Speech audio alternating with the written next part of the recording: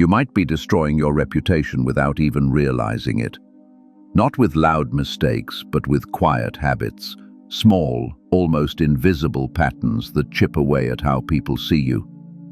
Every day they take a little more from your credibility, your authority, your peace of mind.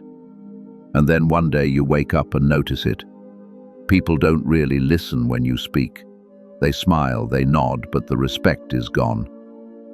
Here's the truth most people never face. Reputation isn't lost in one dramatic moment of failure. It's lost slowly, through unnoticed habits that become part of who you are. In this video, we're going to expose the silent behaviors that erode respect, the habits that sabotage your image in ways you don't even see.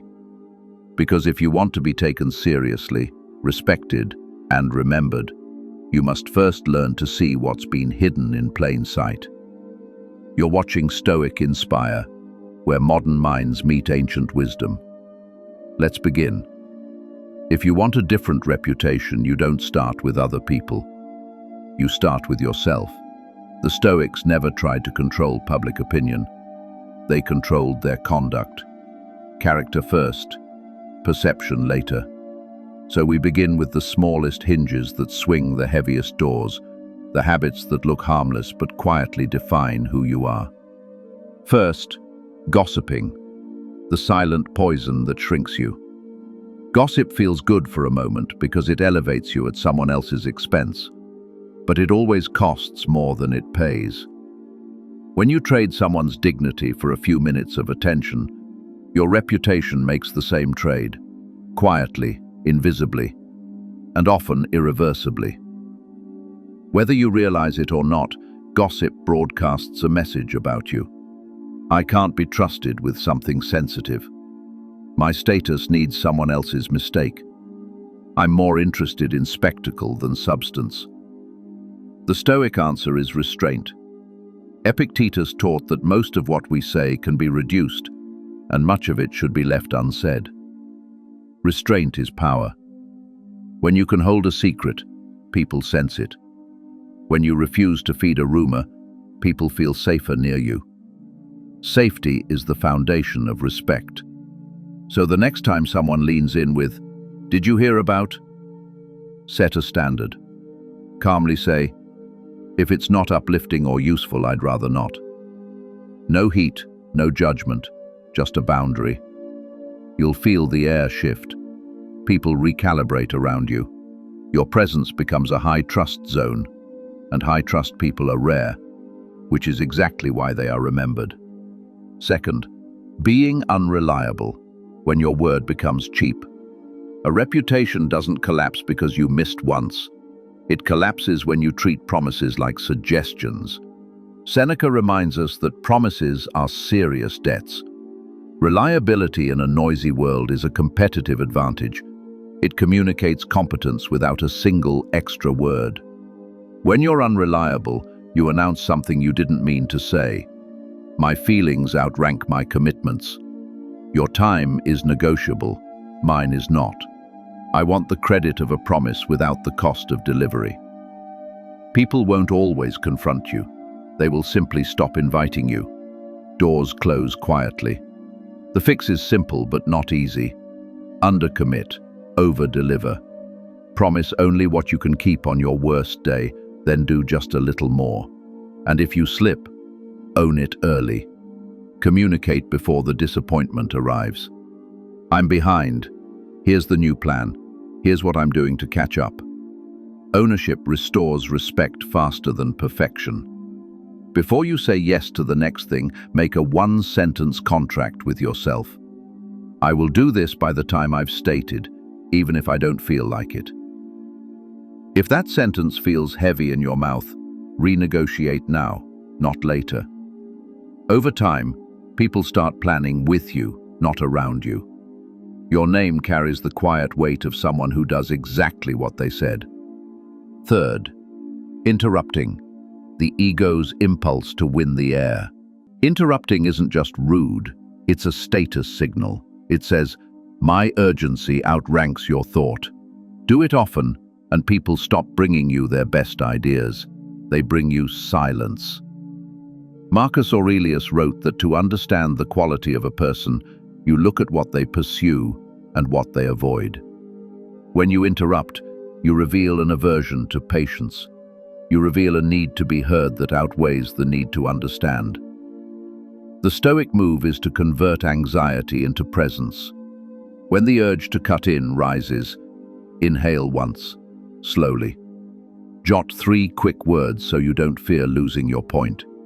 Wait for the full stop. Then ask permission. May I add something? Paradoxically, power that restrains itself becomes magnetic. People feel respected. They give you more room, not less. Practice phrases that grow respect.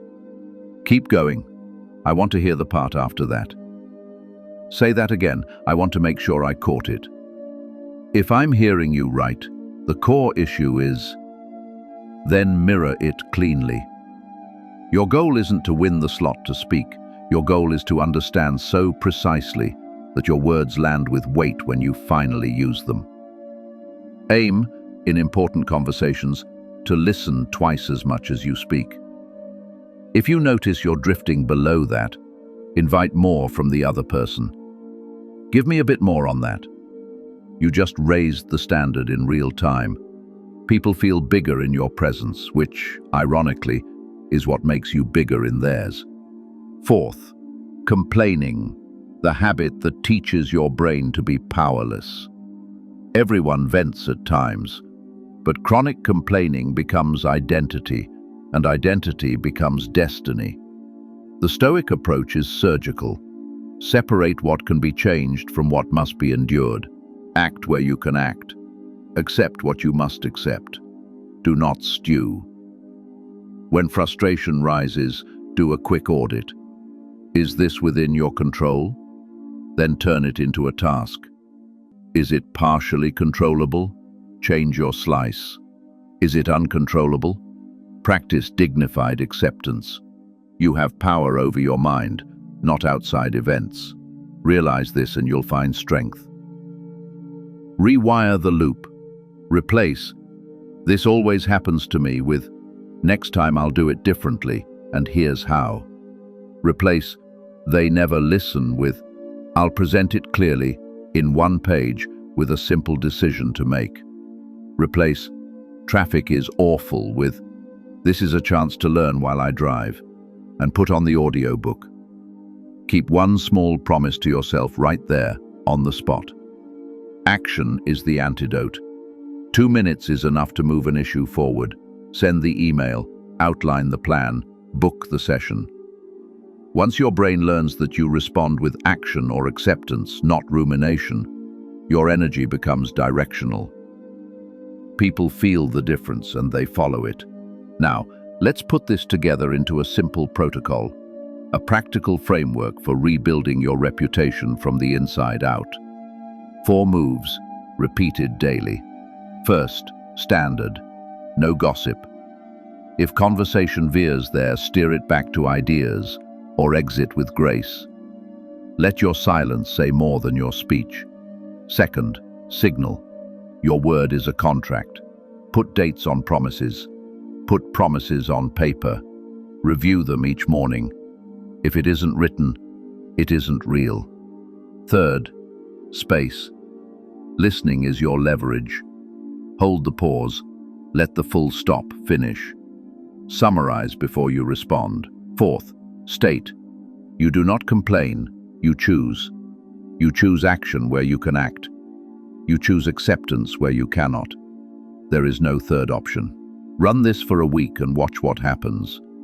People's tone softens around you. Invitations return.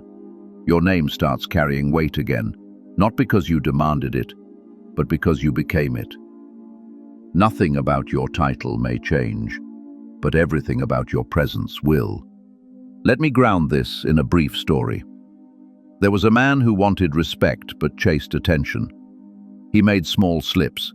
He shared a rumor here, cancelled a small promise there, cut people off to sound sharp, sighed his way through the week. Nothing dramatic, just leaks. Then he stopped asking, "Why don't they respect me?" and started asking, "Where do I leak integrity?" He didn't try to fix everything at once. He patched one leak a week. No gossip this week. Be on time next week. Hold the pause in conversations after that.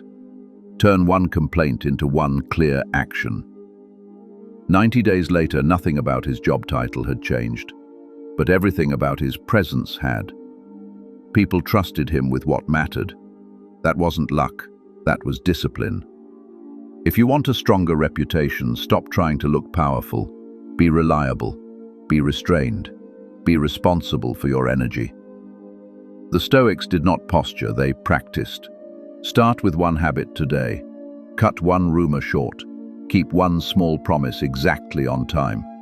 Let one person finish their thought completely.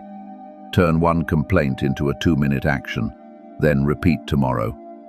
Character built in private becomes reputation recognized in public. You're watching Stoic Inspire, where modern minds meet ancient wisdom. If this spoke to you, pass it forward. Like the video, share it with someone who needs it, and join this community of people who build their lives on principles, not trends. Drop a comment. I choose to be worthy of respect, and tell me which habit you're replacing this week. Until next time, remember, you are responsible for the energy you bring into every room. Bring what builds, leave the rest.